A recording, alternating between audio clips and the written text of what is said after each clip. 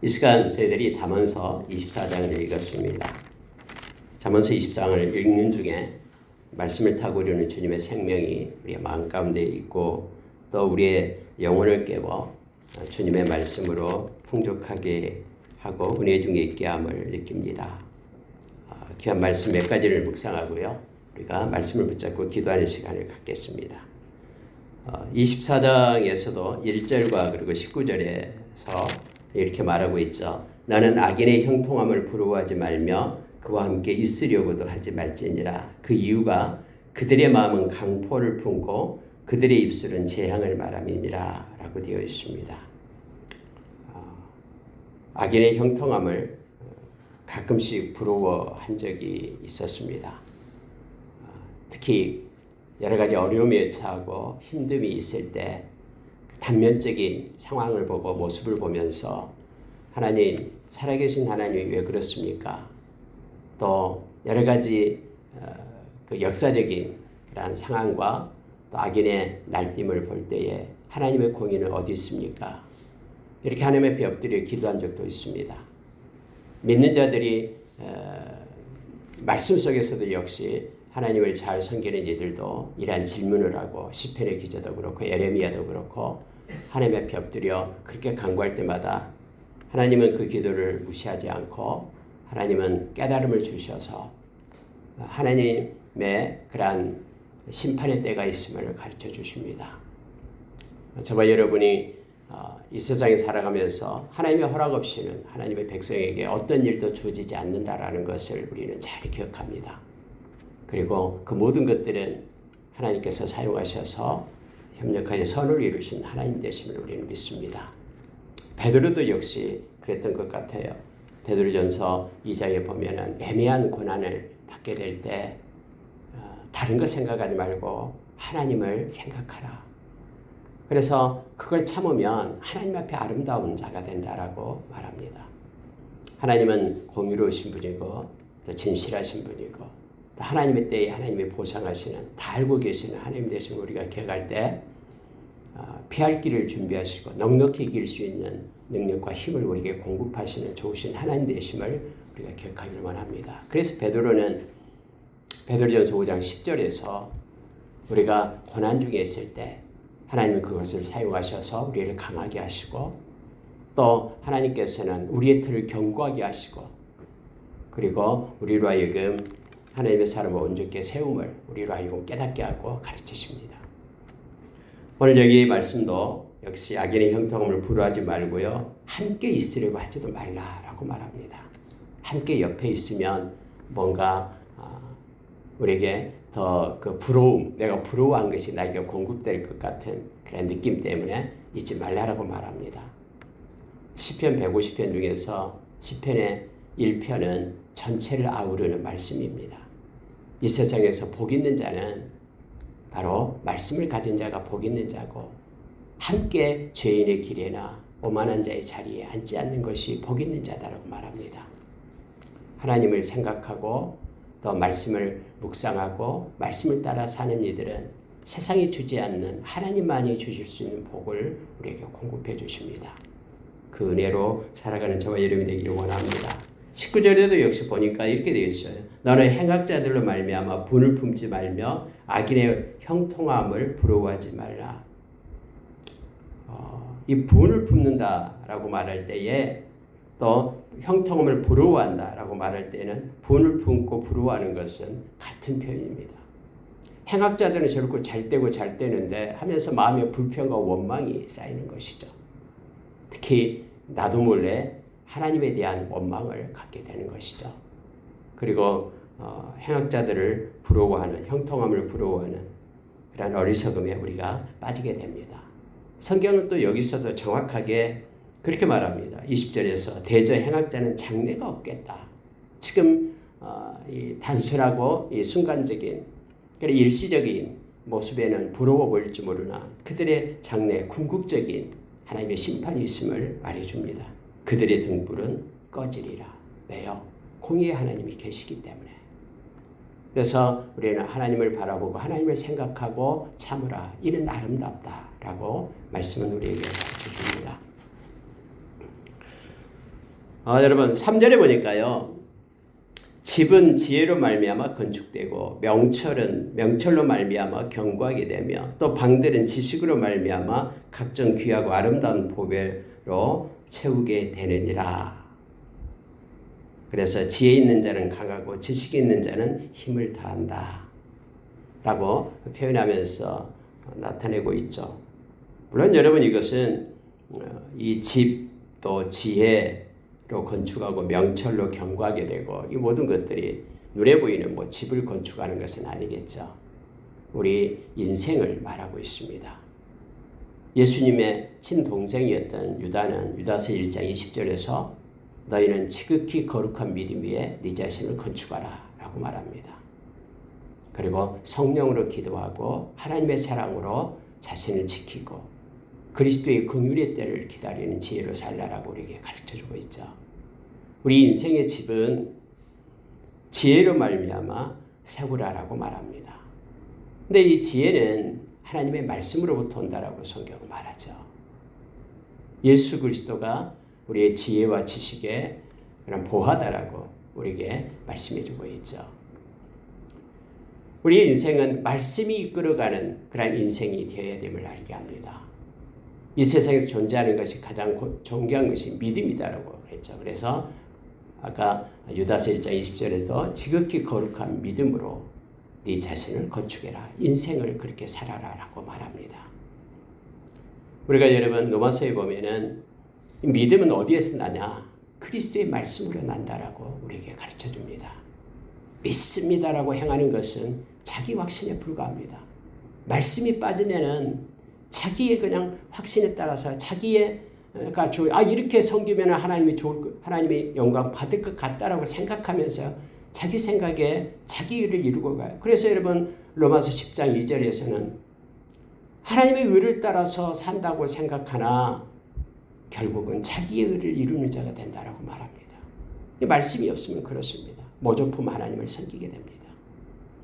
그리스도의 말씀으로 믿음이 납니다. 그러므로 인하여 저와 여러분이 말씀이 이끄는 인생을 살아가는 것이 바로 지혜로 말미암아 건축되고 명철로 말미암아 견고하게 된 우리의 인생의 집이 됨을 알게 합니다. 지식으로 말미암아 각종 귀하고 아름다운 보배로 채우게 되느니라. 여러분 지식이 하나님을 아는 지식이잖아요.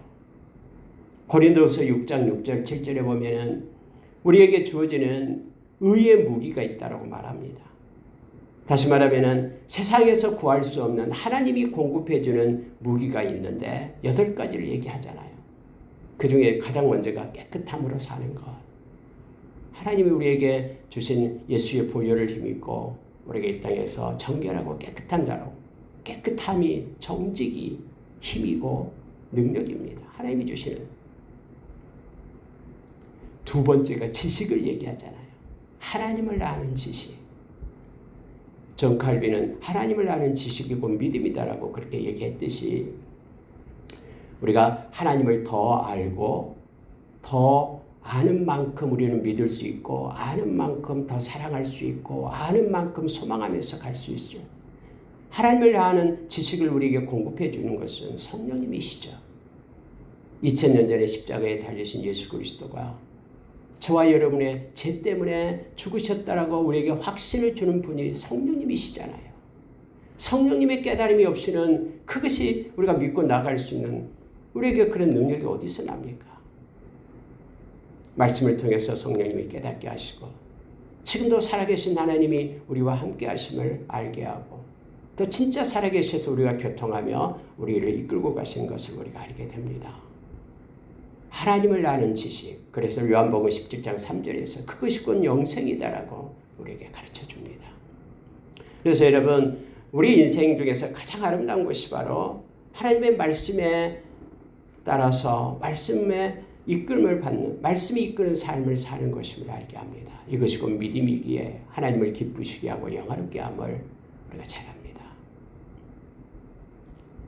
히브리서 11장 6절에서 하나님을 기쁘시게 하는 것은 믿음이 없이는 기쁘시게 못한다라고 합니다.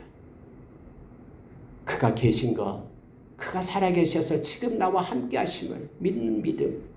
이곳에 우리가 예배에 주님이 오셔서 우리의 예배를 받으시는, 살아계셔서 함께하는 그 믿음, 그리고 우리가 주님의 이름으로 구하는 것은 주님께서 다 주시는 것을 응답하시고 상 주시님을, 그를 찾는 자들에게 상 주시님을 믿는 것이 믿음이다라고. 그리고 우리가 기도할 때 하나님께서는 영광을 받으신다는 것을 믿고 우리가 기도하며 찬양하고 하나님께 예배하고, 이사야서 43장 21절에서 하나님의 백성을 부르신 이유가 찬송이 되기 위하여, 즉 예배자로 삼기 위하여 우리를 불렀다고 말합니다. 요한복음 14장 13절 14절에서 예수의 이름으로 우리가 하나님께 기도할 때 하나님의 영광을 받으신다라고 우리에게 가르쳐주고 있습니다. 믿음으로 우리 인생의 집을 짓는 것이 가장 아름답고 존귀해서 우리 인생 끝날에 우리 주님 만날 때에 베드로전서 1장 7절의 말씀처럼 우리가 믿음으로 산 것, 말씀을 가지고 산 것에 대해서 주님은 우리를 칭찬하고 우리에게 영광을 주고 그리고 우리를 존귀케 한다고 약속하십니다. 금보다도 귀한 것이 믿음임을 그래서 우리로 알게 합니다.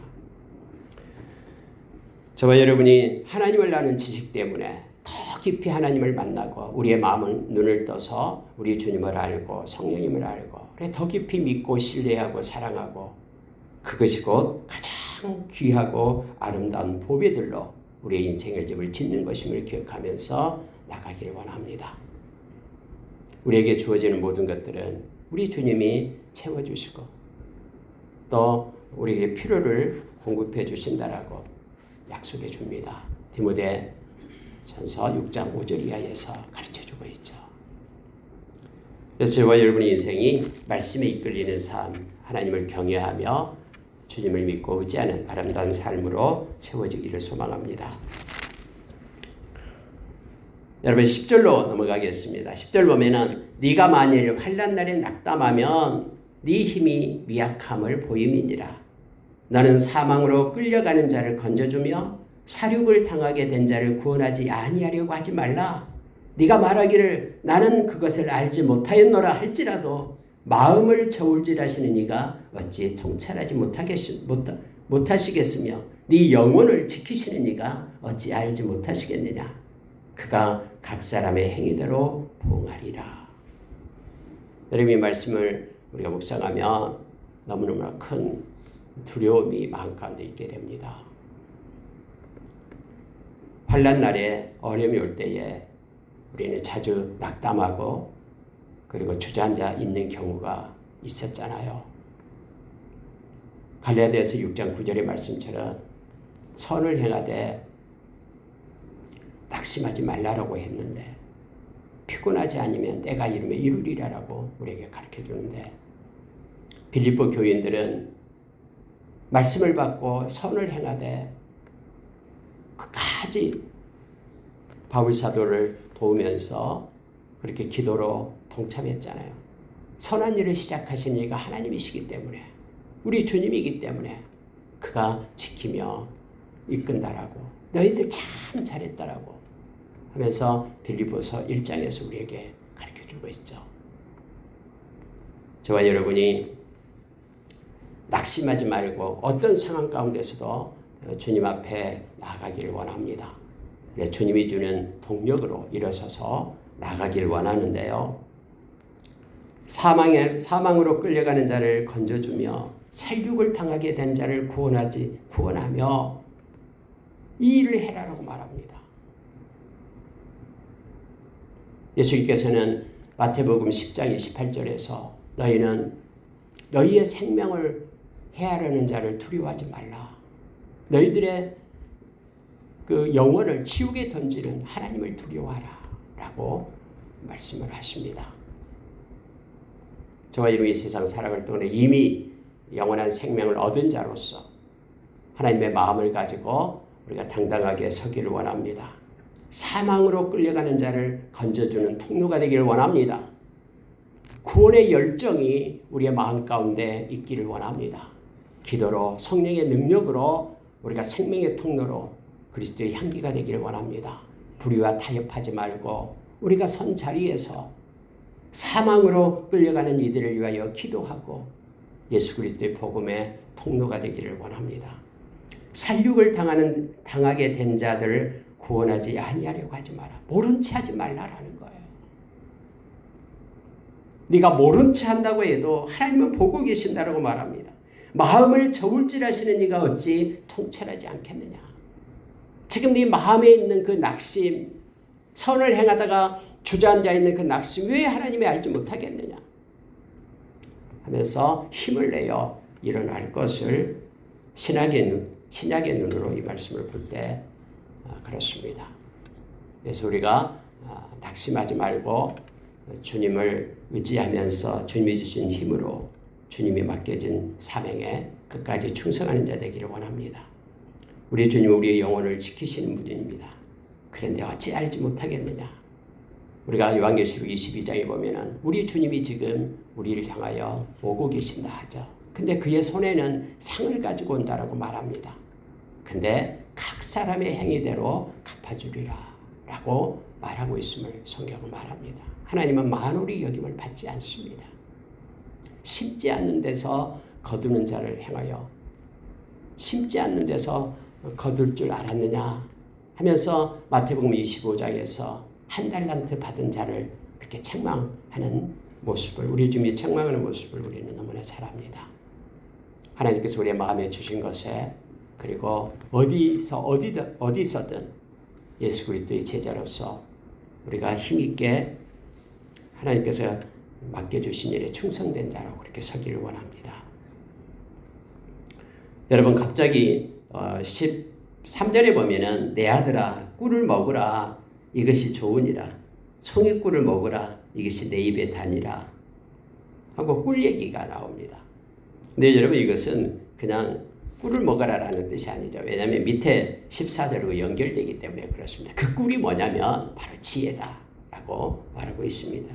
지혜가 네 영혼에게 이와 같은 줄을 알라. 이와 같은 줄을 알라라고 말합니다. 여러분 꿀은 우리의 몸을 건강하게 하죠. 그리고 회복을 시킵니다. 진짜 피곤할 때 꿀 먹으면 회복이 되죠. 눈이 밝아지고요. 근데 지혜가 네 영혼에게 이와 같은 줄을 알라라고 말합니다. 우리의 영혼이 밝아지고 우리의 영혼이 힘을 얻고 하는 것은 지혜에서 오는데 예수 그리스도가 우리의 지혜다라고 고린도전서 1장 30절에서 말하고요. 하나님의 말씀을 통해서 우리가 지혜가 공급되고 하나님께 예배함으로 인하여 우리에게 지혜가 있다라고 하나님을 경외함이 예배함이죠.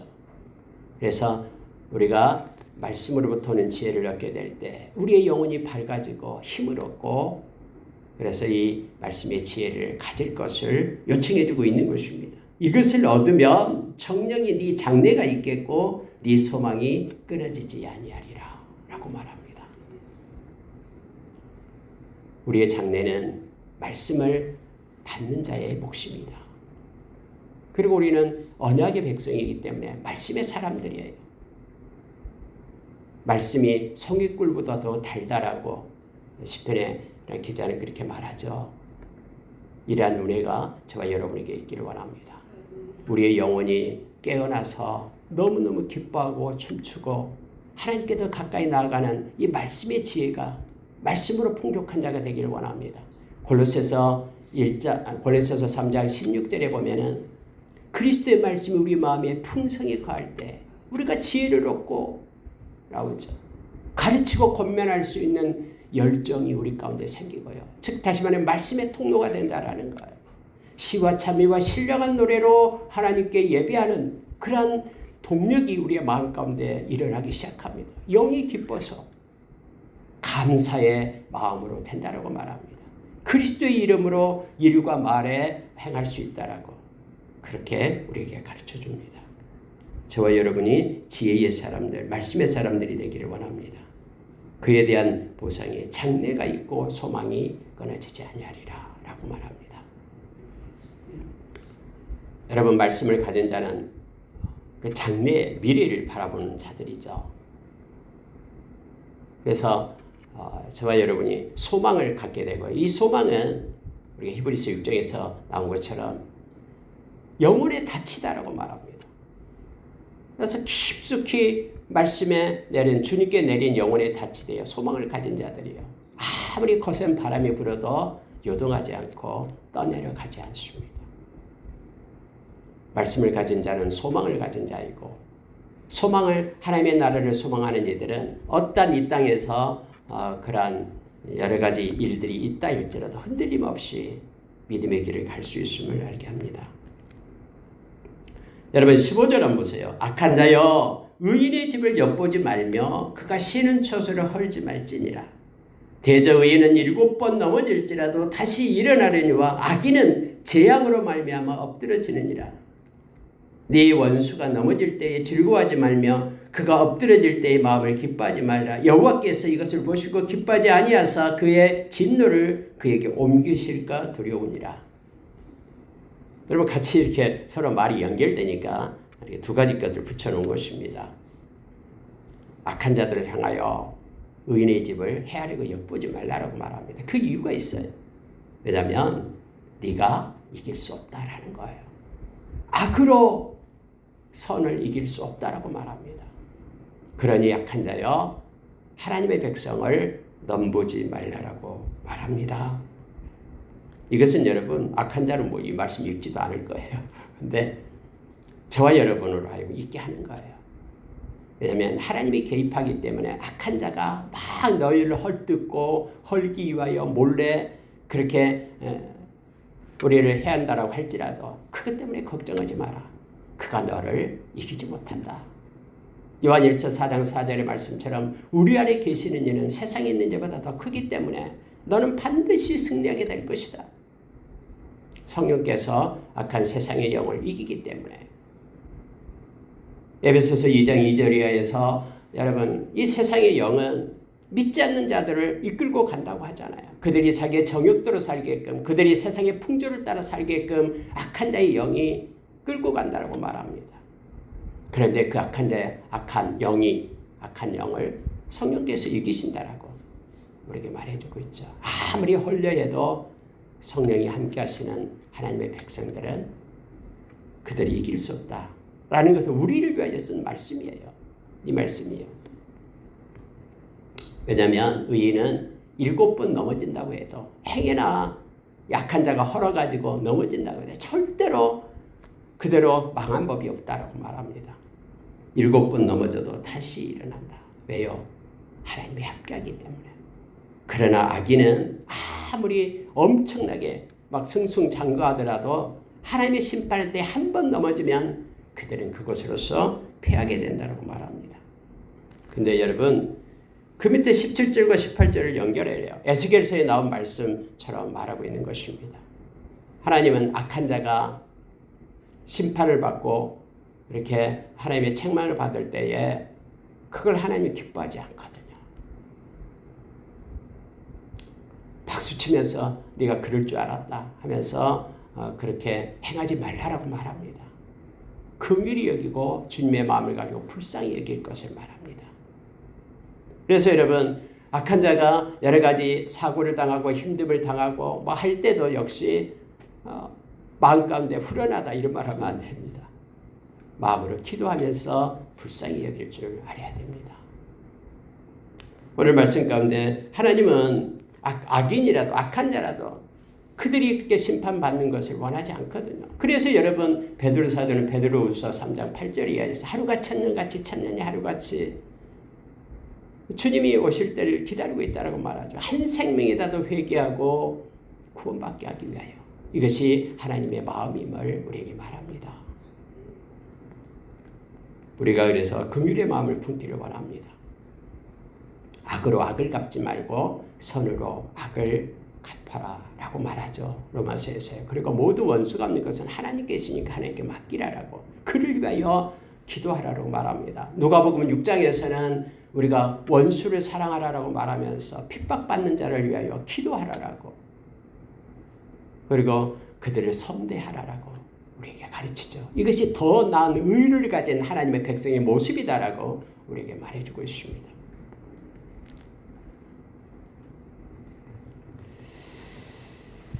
자, 여러분 27절로 가겠습니다.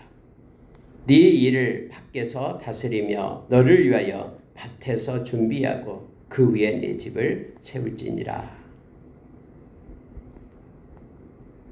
너는 까닭 없이 내 이웃을 쳐서 증인이 되지 말며 내 입술로 속이지 말지니라. 갑자기 밖에서 다스리며 너를 위하여 밭에서 준비하고 그 위에 내 집을 세울지니라 라는 말이 위의 말씀과 서로 어울리지 않기 때문에 이게 뭔가라고 생각할 수가 있잖아요. 집을 세운다라는 것은 결혼, 가정을 이룬다라는 뜻입니다. 이 말이 주는 교훈은 뭐냐면 준비를 얘기하는 것이죠. 그러니까 그 후에 내 집을 세울지니라. 네가 밖에서 다스리며 너를 위하여 밭에서 준비하고 결혼을 통해 가정을 세우려면 먼저 가정을 꾸려나갈 수 있는 어떤 대책과 또 준비를 가지고 집을 세워갈 것을 요청하죠. 여러분 신약에서도 그렇게 예수님께서 우리에게 가르쳐주고 있죠. 군사가 쳐들어올 때에 내가 가지고 있는 군사로 저들을 이길 것인지 먼저 헤아려 보라라고 말합니다. 근데 만약에 내가 질 것 같으면 먼저 가서 화해를 청하든지 다른 방법을 강구할 것을 바라죠. 망대를 세우기 위하여 이 망대를 위해서 어떻게 얼마가 들어가고 앉아서 셈을 해봐라라고 얘기합니다. 그리고 나서 일을 행할 것을 말하고 있죠. 특히 잠언서에서는 개미에게서 배우라라고 말하면서 그들이 먹을 것을 준비하고 있다라고 말하고 있습니다. 이것은 우리로 하여금 어떤 일이 있으면 준비할 것을 요청하고 있습니다. 특히 여기서는 이제 자기의 집을 세우기 전에 자기가 뭔가를 위하여 준비하고 행할 것을 말하고 있죠. 저와 여러분도 어떤 일이 하나님께서 마음에 주셨으면 그 마음을 위하여 그걸 가지고 준비를 해야 됩니다. 그게 하나님 보시기에 아름답습니다. 왜냐하면 하나님이 그런 마음을 주셨으면 그걸 놓고 기도하면서 그걸 위한 준비를 해갈 때 하나님 우리의 손에 능력을 입히시고 우리의 머리에 지혜를 주셔서 하나님 주신 마음 그것을 성취하기 위해서 행하고 나아갈 때 부지런히 그렇게 일하며 나아갈 때 하나님을 함께 하시면서 이끌어 가실 것입니다. 우연히 그냥 기다리지 말라라고 말합니다. 우리의 믿음도 마찬가지입니다. 사랑하는 자를 위하여 뭔가를 수고하면서 나가듯이 하나님의 영광을 위하여 하나님이 주신 마음을 가지고 우리가 준비하면서 나가는 그런 사람으로 서기를 원합니다. 하나님께서 우리에게 만약에 성도의 마음을 주었다 그러면은 하나님 옆에 기도로 준비해야죠. 하나님, 내가 어디로 가야 됩니까? 언제 가야 됩니까? 어떻게 해야 됩니까? 구체적으로 하나님께 물으면서 하나님이 주신 마음을 가지고 준비하면서 나가야 됩니다. 자, 여러분 말씀을 마치겠습니다. 자, 30절 보시기 바랍니다. 29절, 30절 같이 볼게요. 너는 그가 내게 행한 같이 나도 그에게 행하여 그가 행한 대로 그 사람이 갚겠다 말하지 말지니라. 악을 악으로 갚지 말라라고 말합니다. 하나님께 맡기고 선으로 악을 이길 것을 성경은 우리에게 가르쳐주고 있죠. 30절에서 네가 게으른 자의 발과 지혜 없는 자의 포도원을 내가 게으른 자의 밭과 지혜 없는 자의 포도원을 지나며 본즉 가시던 뿔이 그 전부에 덮였으며 그 지면에 거친 풀로 덮였고 돌담이 무너져 있기로 내가 보고 생각이 깊었고 내가 보고 훈계를 받았노라 하면서 네가 좀 더 찾아 좀 더 졸자 손을 모으고 좀 더 눕자 하니 네 빈궁이 강도같이 오며 내 궁핍이 군사같이 이르리라. 여러분 잠언서에는 한결같이 게으름에 대해서 말합니다. 예수님께서도 악하고 게으른 종아 이렇게 말했죠. 착하고 충성된 종과 반대 개념으로 그렇게 말했습니다. 그래서 여러분 잠언서에는 지속적으로 부지런함을 가질 것을 우리에게 말합니다. 특히 영적인 부지런함이 있을 것을 우리에게 말하죠. 누가복음 12장 그래서 허리에 띠를 띠고 등불을 켜고 서 있으라 라고 충성된 자의 모습을 그렇게 표현을 합니다. 주님의 오실 길을 준비하면서 우리가 깨어 근신해서 준비하는 자로 서고 게으르지 말고 부지런하여 하나님께 영광을 돌리는 저와 여러분이 되기를 원합니다. 여유를 갖지 말라는 것이 아닙니다. 늘 아침 일찍부터 밤늦게까지 열심히 일해라 라는 것이 아니고요. 주 안에서 깨어 있을 것을 말하고 있습니다. 데살로니가 전서 5장 1절에서 10절에 보면은 저와 여러분 빛의 자녀라고 말합니다. 그래서 어둠의 자녀들처럼 살지 말 것을 우리에게 요청해 주고 있죠. 우리 앞에 믿음과 사랑의 호신경을 붙이고 그리고 소망의 투구를 쓸 것을 데살로니가 전서 5장 1절에서 10절의 말씀 가운데 나타납니다. 주님의 오실 길을 부지런히 준비하고 우리의 영혼이 깨어 있기를 우리가 원합니다. 그래서 주님 만날 때에 잘했다 착하고 충성된 종아 이 말씀을 듣기를 원합니다. 악하고 게으른 종이다라고 그 말씀을 그 책망을 듣지 않기를 원하고요. 착하고 충성된 종으로 주님 앞에 서기를 원합니다. 말씀을 마치겠습니다. 하나님께서는 저와 여러분에게 말씀을 주셨습니다. 말씀 속에 하나님의 의를 담으시고 하나님의 뜻과 마음을 담았습니다. 그래서 그 말씀을 따라 사는 하나님의 백성으로 우리를 세우고 우리에게 지혜를 공급하십니다. 말씀은 살아있습니다. 그래서 우리 마음에 거울로 비춰지고 우리의 생각을 새롭게 하고 하나님의 사람으로 온전케 이끌어갑니다. 오늘 하루도 성령님과 동행하면서 주시는 힘으로 낙심하지 말고 힘있게 하루를 살며 하나님께 영광 돌리는 저와 여러분 되기를 원합니다. 함께 기도하겠습니다.